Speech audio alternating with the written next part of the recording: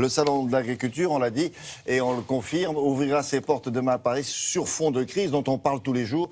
En France, chaque semaine, il faut le savoir, rappelez-vous de ça, que plus de 200 fermes disparaissent chaque semaine. Depuis plus de 10 ans, il y a une association, elle s'appelle Terre de Liens, qui lutte pour la préservation de ces fermes-là. Cette association a mis en place un système d'économie solidaire pour racheter ces terres et les louer à des agriculteurs engagés dans l'agriculture biologique et qui, sans ça, n'auraient pas pu travailler. Alors Isabelle Bouloc s'est rendue en Bourgogne, dans l'une des fermes de cette association. 130 hectares, c'est la superficie du domaine de Saint-Laurent, en Saône-et-Loire. Une ferme menacée de démembrement, rachetée l'an dernier par l'association Terre de Liens, qui milite pour la préservation des terres agricoles.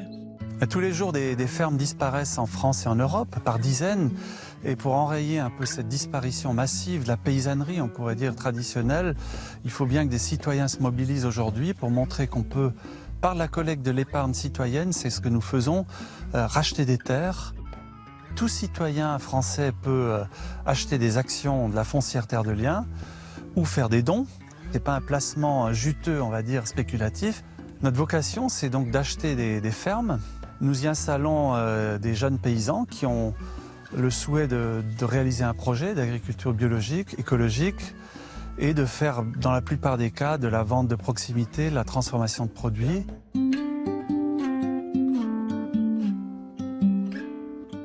Généralement, les exploitations succèdent de père en fils. Et moi qui ne suis pas issu de ce milieu-là, j'ai eu beaucoup de mal à m'installer. Et grâce à Terre de Liens, j'ai pu réaliser un rêve, être paysan. La particularité de cette ferme, c'est qu'on a une ferme très diversifiée. On est 4 exploitants, donc 2 à l'élevage, 2 au maraîchage. C'est intéressant de travailler avec d'autres producteurs qui n'ont pas le même métier que vous. C'est très enrichissant. Le principal intérêt, c'est de ne pas avoir à investir très lourdement dans le foncier. On a uniquement un bail rural, environnemental. On a un devoir de préserver un espace pour les générations futures. Ça s'est traduit par la préservation des haies, l'entretien des points d'eau, de ne pas avoir de pesticides, d'engrais, de désherbants, etc. Terre de Liens, pour moi, ça a été l'opportunité de m'installer sur une ferme sans porter le poids du foncier au niveau économique. Et il y a aussi une autre dimension pour le foncier, c'est le poids qu'on peut avoir sur les épaules de devoir rester sur une ferme pendant toute notre vie. Ici, je me sens libre. La vente de nos produits se fait à 90% en vente directe. Je termine toutes mes semaines par un marché le vendredi après-midi. Et c'est vraiment l'aboutissement de mon travail, c'est de voir des familles qui viennent entièrement se nourrir chez nous, qui nous font des compliments. La disparition des fermes aujourd'hui n'est pas une fatalité. On a réuni près de 50 millions d'euros de capital pour acheter plus de 120 fermes. Et on ne s'arrêtera pas là, on va continuer.